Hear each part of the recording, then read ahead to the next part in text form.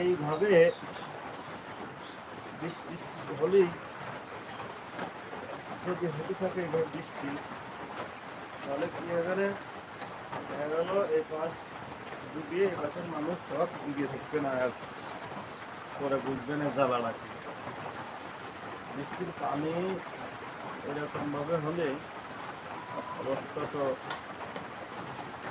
পানিতে এখনই তো ধোয়ায় মানে অলরেডি শীত আসা শুরু হয়ে গেছে। আর এভাবে পানি জমে থাকলে তো পরিবেশ দূষণ হবে না, এই হবে না, তা হবে না, নানান ঝামেলা। এই উদ্যোগটা আজকের ভিতরে না নিলে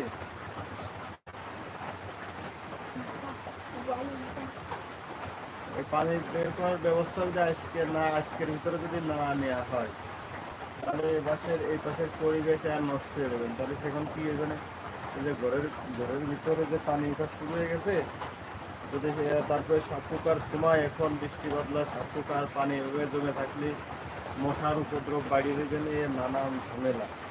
কিন্তু মূলত কথা হলো কি যে এক জীবনটাই বরবাদ, জীবনেও পরিবর্তন হবে না, বাংলাদেশও না, বাংলাদেশের মানুষও না। জীবন দেবী সাধারণ মানুষ, আর ওই দেখে লগে সিয়ার নিয়ে হেলিকপ্টার নিয়ে কোটি কোটি টাকা নিয়ে নেতারা ঘুরিয়ে বেড়াবে, খেয়ে বেড়াবে। আর আমরাও মানে আসলে আমরাও সেরকম হয়েছি, যে মন কর যে নেতারা এক কথা বলে ওরে মনে করছে ওরে আল্লাহ মনে হয় আমার সব জনজাতি সব নিয়ে দিয়েছে নেতারা।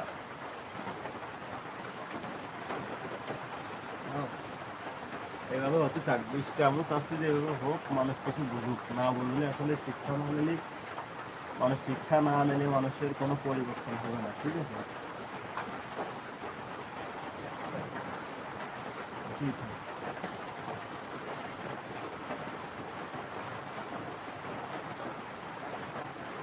জীবন দেবো আমরা, মায়ের খাবো আমরা, আর নেতা সালরা ঘুরে বেড়াবি, আর লোকে কার গাড়িতে ফুর্তি করে বেড়াবি, আর আমরা জীবন দেবো, রাষ্ট্রের জন্য জীবন দেবো।